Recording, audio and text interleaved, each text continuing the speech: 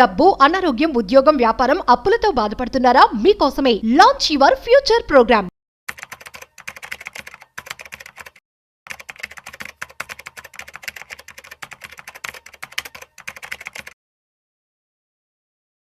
నమస్తే మాధురెడ్డి గారు. నమస్తే అండి. మాధురెడ్డి గారు, ఒక్కసారి బంగారం వెండి ధరల గురించి కాస్త డీటెయిల్డ్ గా మాట్లాడుకుందాము.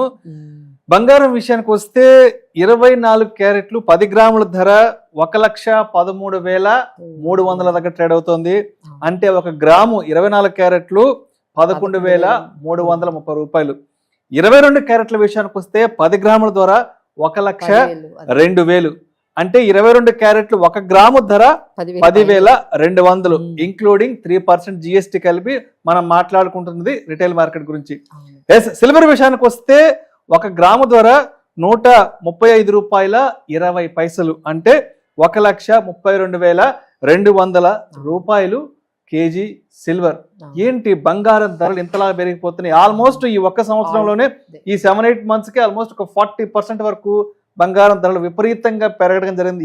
త్వరలో దీపావళి కూడా రాబోతుంది అండ్ మేజర్ ఫెస్టివల్స్ కూడా రాబోతున్నాయి కాబట్టి ఎలా ఉండబోతున్నాయి అంటారు బంగారం వెండి ధరలు? సో హిస్టారికల్ మనం అంటే హిస్టరీలోనే ఎప్పుడు ఇంత బంగారము ఇంత తక్కువ టైంలో ఇంత ఎక్కువ పెరిగింది ఎప్పుడు జరగలేదండి. సో హిస్టారికల్ డేటా తీసుకున్న this is the all time records అని చెప్పొచ్చు ఫర్ గోల్డ్.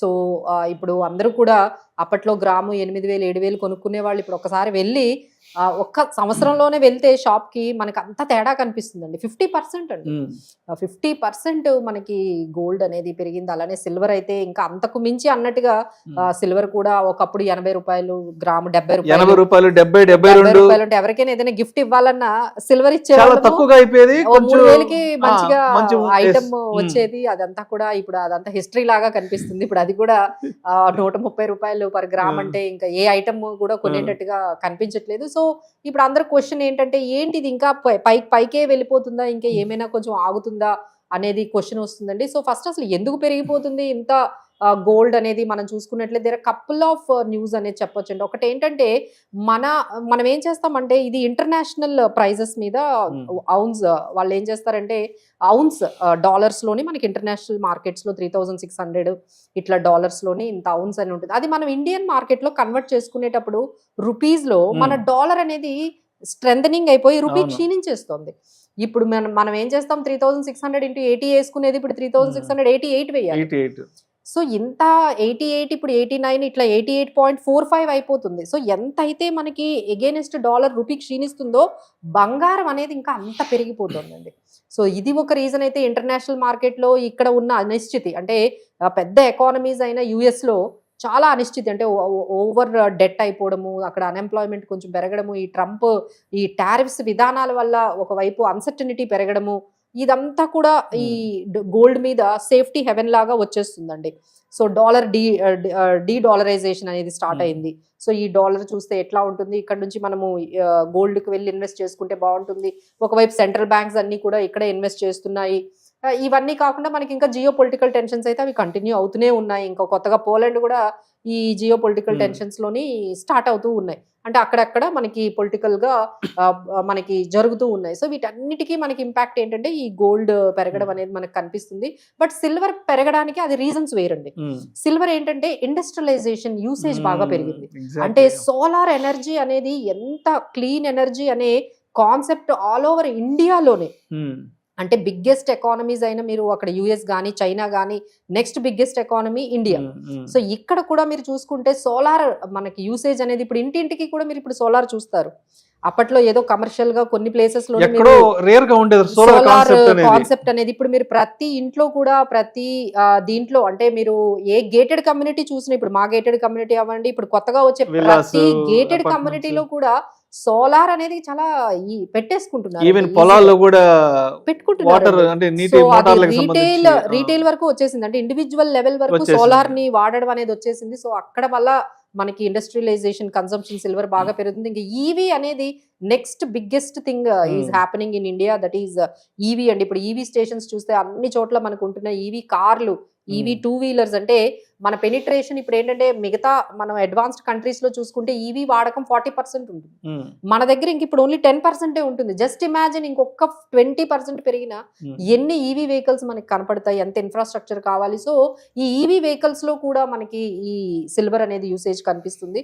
సో ఈ విధంగా ఈ ఇండస్ట్రియల్ యూసేజ్ తో మనకి ఈ రెన్యూబుల్ ఎనర్జీ కానీ, కెమికల్స్, తర్వాత EVs, these are all next biggest happenings in India అండి. సో దానికి సంబంధించి మనకి సిల్వర్ కూడా ఈ విధంగా పెరుగుతుంది. సో కొన్ని మనం చూసుకున్నట్లయితే గోల్డ్ కు మించి సిల్వర్ పెరుగుతుంది. అవును. సో ఎవరైనా ఇన్వెస్ట్ చేసుకోవాలంటే మేడం అందరూ అడుగుతూ ఉంటారు, కొన్ని రోజులు ఆగమంటారా, కొంచెం తగ్గుతుందా, అప్పుడు ఇన్వెస్ట్ చేసుకుందామా, గోల్డ్ చూస్తే ఇంత పెరిగింది, సిల్వర్ చూస్తే ఏమైనా తగ్గే అవకాశాలు ఉన్నాయా అంటే ప్రతి కొంచెం తగ్గినా మీరు అలా పెరుగుతుంది తగ్గుతుంది అనేది మనం చూసుకుంటే మనం దాన్ని కొనలేవండి. First of all we can't by.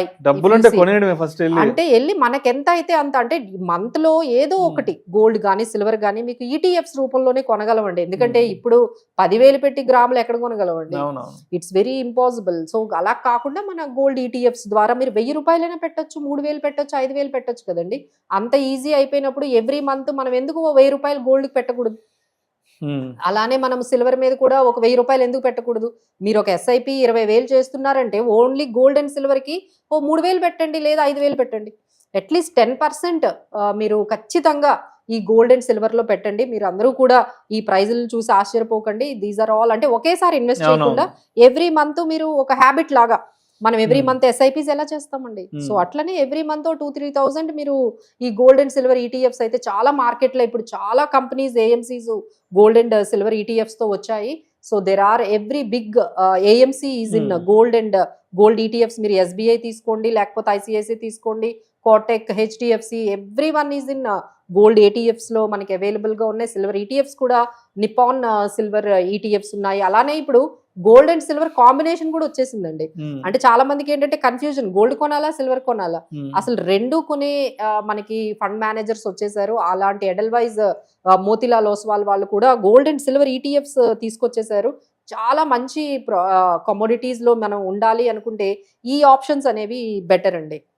So ఇప్పుడు అదే విధంగా దీపావళి ఇంకొక నెల రోజుల్లో ఉంది కాబట్టి సిల్వర్ సిచ్యువేషన్ ఎలా ఉందంటే రోజుకు ₹1 లెక్క పెరుగుతుందండి. లాస్ట్ వీక్ మనం మాట్లాడినప్పుడు చాలా ఆల్మోస్ట్ 129 ఎంత ఉండింది, ఇవాళ చూస్తే ఏమో 135కి వచ్చేసింది.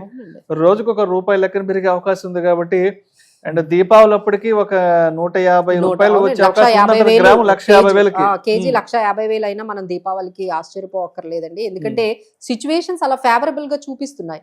ఒకవైపు ఈ September 17th ఏంటంటే ఫెడ్ ఇంట్రెస్ట్ రేట్ కట్ అంటున్నారు. సో అది ఎంత ఎక్కువ కట్ చేస్తే గోల్డ్ అంత పెరుగుతుంది. సో అగైన్ ఆ రోజు మీరు గమనించండి, ఈ September 17th వాళ్ళు కానీ 25 basis points కట్ చేస్తారా, 50 basis points కట్ చేస్తారా? సో 50 basis points కానీ కట్ చేసినట్లయితే అగైన్ గోల్డ్ విల్, ఎందుకంటే ఇంట్రెస్ట్ రేట్స్ కి గోల్డ్ కి ఆపోజిట్ డైరెక్షన్ వెళ్తుందండి. ఇంట్రెస్ట్ రేట్స్ పడుతూ ఉంటే గోల్డ్ అనేది పెరుగుతూ ఉంటుంది. ఎందుకంటే అక్కడ ఇంట్రెస్ట్ రేట్స్ తగ్గాయి కాబట్టి అక్కడ ఉన్న ఇన్వెస్ట్మెంట్స్ అన్ని కూడా మళ్ళీ గోల్డ్ వైపు వచ్చేస్తాయి. సో ఈ విధంగా పెరిగే అవకాశాలు ఎక్కువగా కనిపిస్తున్నాయి. సో చూసి భయపడకుండా ఇన్వెస్ట్ డిఫరెంట్ టైమింగ్స్ లో ఎవ్రీ మంత్ కొంత అమౌంట్ అనేది పెట్టుకోవడం అనేది ఒక హ్యాబిట్యుయేటెడ్ చేసుకుంటే మన మొత్తం పోర్ట్ఫోలియోలో ఇది చాలా మీకు హెడ్జింగ్ లాగా ఈ గోల్డ్ అండ్ సిల్వర్ మీ పోర్ట్ఫోలియోకి యూజ్ అవుతుందండి. Right. Thank you so much Madhavi Reddy గారు. వచ్చే దీపావళి నాటికి బంగారం వెండి ధరలు ఎలా ఉండబోతున్నాయి, ఏంటి కొనాలా వద్దా అనుకున్న వాళ్ళ యొక్క ఆలోచన ధోరణి ఎలా ఉండాలి అనే దాని గురించి చాలా చక్కగా మీ ఆన్సర్స్ తెలియజేస్తారు. Thank you so much madam.